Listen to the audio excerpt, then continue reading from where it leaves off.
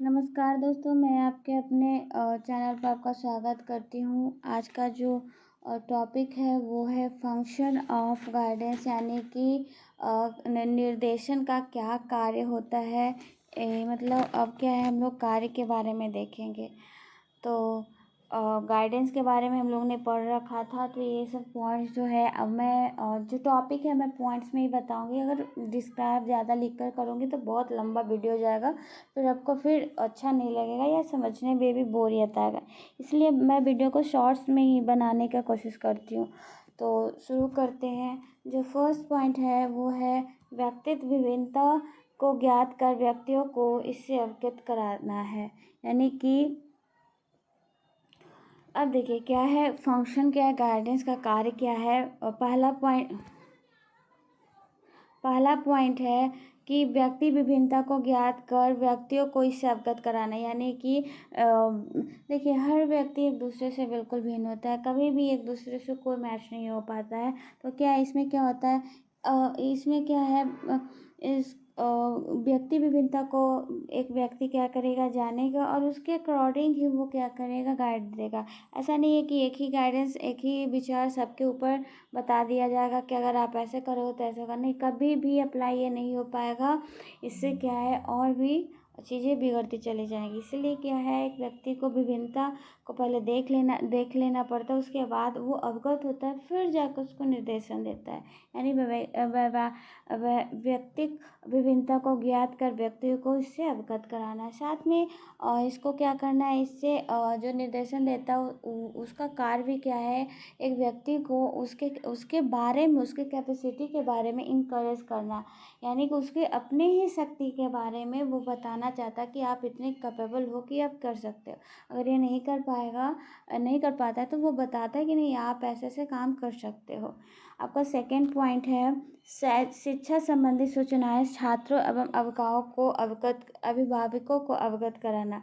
यानी कि गाइडेंस का ये भी कार्य है क्या, जितना भी शिक्षा से संबंधित सूचनाएं होती है वो क्या करेगा, एक टीचर एज अ गाइडनर भी काम करता है, काउंसलर भी काम करता है, या फिर स्कूल में आप अलग से काउंसलर देखोगे। यानी कि वो क्या करेगा, जितना भी शिक्षा से संबंधित नॉलेज होगा या फिर ऐसा बातें आएंगी जो नॉलेज होना चाहिए एक स्टूडेंट और उनके पेरेंट्स को, गार्जियन को, तो वो क्या करेंगे, वो काउंसलर वो गाइडेंस जो दे रहे हैं वो क्या करेंगे, वो अभिभावक का छात्रों को बताएंगे, ताकि वो क्या है, वो जानकारी उनको हो पाए और उनके भविष्य के लिए वो अच्छा होगा। थर्ड है पाठ्यक्रम और उससे जुड़े हुए व्यावसायिक अवसरों को छात्रों को जानकारी देना।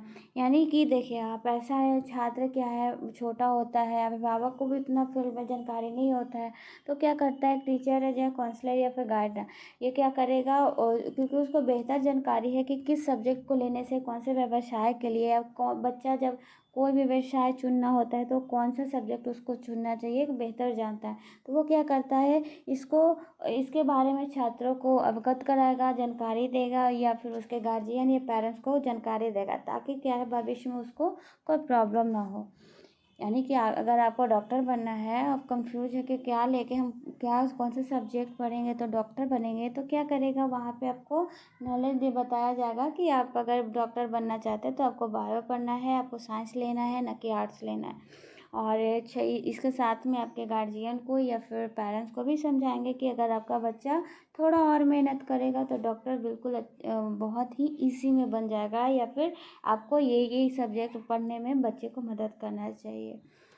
आपका फोर्थ पॉइंट है व्यवसाय के चयन में आवश्यक शैक्षिक योग्यता, पूर्व प्रशिक्षण तथा चयन की विधि का छात्रों को ज्ञान कराना।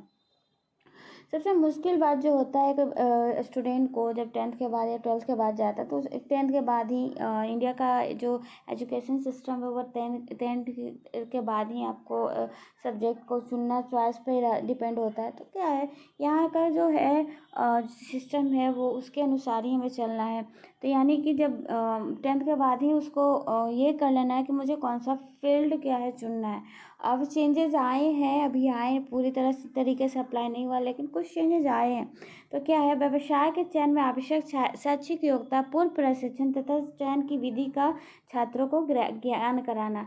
शैक्षिक योग्यता, पूर्व प्रशिक्षण और चयन की विधि, यानी कि अगर बच्चा किसी भी व्यवसाय में जाना चाहता है तो उसके बारे में पूरा डिटेल काउंसलर एक स्टूडेंट को देगा, जैसे कौन कौन सा योग्यता उसको चाहिए, या फिर जैसे देखें अगर आर्मी ही बनना है तो आर्मी के लिए कितने नंबर चाहिए, कितना एज चाहिए, क्या क्या उसमें कंडीशन अप्लाई होता है, या फिर पूर्व प्रशिक्षण है। अगर आपको टीचर ही बनना है तो आपको टीचर बनना है तो आपको क्या चाहिए, शैक्षिक योग्यता एक टीचर बताएगा कि अगर तुम टीचर बनना चाहते हो तो ये आपको पढ़ना पड़ेगा।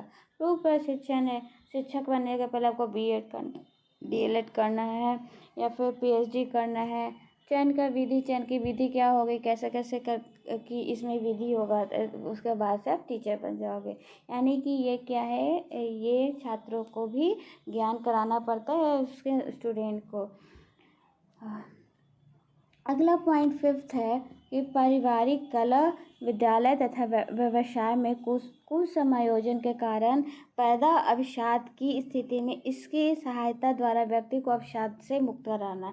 यानी कि देखिए निर्देशन का बहुत काम होता है, हर क्षेत्र में काम करता है। जैसे पारिवारिक कला, यानी कि परिवार में जो हम लोग एडजस्ट नहीं कर पाते हैं, उसे हम फैमिली में एडजस्टमेंट नहीं हो पाता है या नहीं कर पाते, या फिर विद्यालय या व्यवसाय में कुसमायोजन के कारण पैदा अवसाद स्थिति, यानी कि विद्यालय बहुत बच्चे होते हैं जो स्कूल में या फिर क्या है या फिर जो या फिर व्यवसाय में क्या है अच्छे से नहीं एडजस्ट हो पाते हैं, तो उसका कारण क्या है। ये अब ऐसा बच्चा आता है, सॉरी ऐसा आता है जो बोलता है कि मैं घर में एडजस्ट नहीं कर पा रहा हूँ, या फिर मुझे ये नौकरी नहीं करना पसंद है, तो उसमें देखा जाएगा कि ये व्यक्ति ऐसा क्यों बोला जा रहा है, इसका कारण क्या है।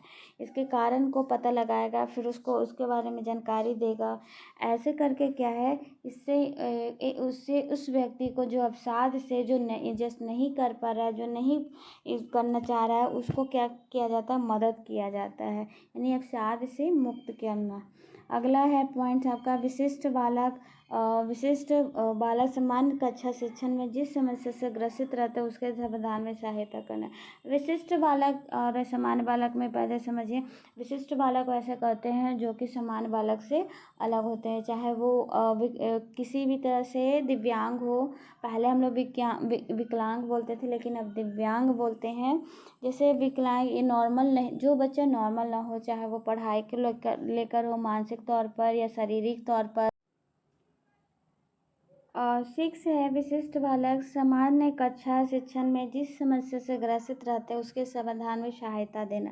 यानी कि जो बच्चा नॉर्मल नहीं रहता है, यानी कि जो बच्चा सामूहिक से शारीरिक मानसिक रूप से क्या है बीमार रहता है, या फिर प्रॉब्लम कुछ रहता है, जैसे कुछ बच्चे बहुत पिछड़े होते हैं और कुछ नॉर्मल नहीं होते हैं, उसी को क्या कहते हैं, विशिष्ट बालक कहते हैं। तो उनमें जो समस्या आती है उसके समाधान में भी क्या करता है हमारा गाइडेंस या फिर निर्देशन क्या करता है, वहाँ पे भी कार्य करता है। और 7th पॉइंट है व्यक्ति को अपनी योग्यता, रुचि, अभिरुचियों तथा विवृतियों की जानकारी प्राप्त करने में सहायता करना। ये क्या करता है, किसी भी व्यक्ति को अपने उसकी जो योग्यता होता है उसके बारे में उसको बताता है कि आप, या फिर रुचि उसको इंटरेस्ट किस चीज़ में है, अभिरुचि या अभिवृत्ति, यानी कि एक व्यक्ति को उसके स्वयं के बारे में बताता है कि आप एक्चुअल में हो क्या, यानी कि आप में क्या क्या खूबियाँ हैं, आप में क्या क्या कमियाँ हैं। ये भी क्या करता है, निर्देशन कार्य में ये काम करता है। लास्ट है व्यक्ति को ऐसे अनुभव प्राप्त करने में सहायता करना जो कि उसके निर्णय शक्ति में वृद्धि कर सके, यानी निर्देशन क्या करता है, निर्देशन का कार्य ये भी है कि एक व्यक्ति को ऐसा अनुभव प्रोवाइड कराएगा जिससे क्या है उसके निर्णय शक्ति को वृद्धि मिल सके, उसके निर्णय शक्ति क्या है, डिसीजन मेकिंग पावर क्या है, बढ़ सके। ये कुछ पॉइंट्स थे, यानी फंक्शन ऑफ काइंडनेस। आपको ये सारी बातें आपको ध्यान में रखने होंगे, और पॉइंट्स ईजी है। और किसी भी प्रकार का अगर आपको दिक्कत होती है पॉइंट्स को समझने में तो प्लीज़ कमेंट बॉक्स में क्वेश्चन पूछ दीजिएगा। और अगर वीडियो अच्छा लगे तो प्लीज़ लाइक शेयर और सब्सक्राइब कीजिएगा। Thank you and have a good day.